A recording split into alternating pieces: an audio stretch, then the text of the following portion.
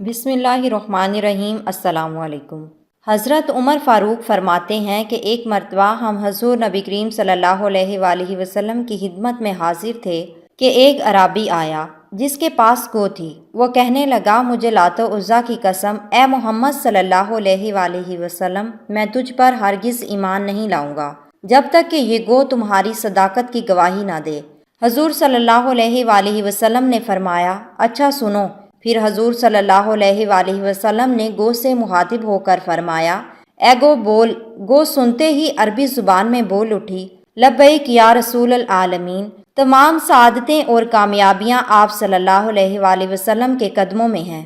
हजूर सल्लल्लाहु अलैहि वसल्लम ने गो से पूछा, तुम किसकी इबादत करती हो?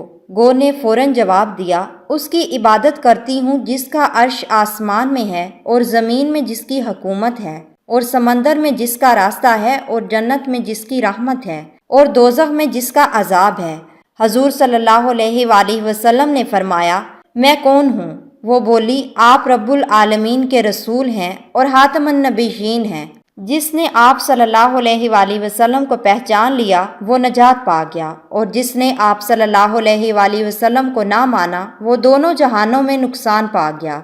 उस अराबी ने जब गो की गवाही सुनी तो वो फ़ौरन नबी अकरम सल्लल्लाहु अलैहि वसल्लम पर ईमान ले आया। हजूर नबी करीम सल्लल्लाहु अलैहि वसल्लम की सदाकत व अज़मत का इकरार और आप सल्लल्लाहु अलैहि वसल्लम के हातमुन नबिय्यीन होने का इल्म जानवरों को भी है।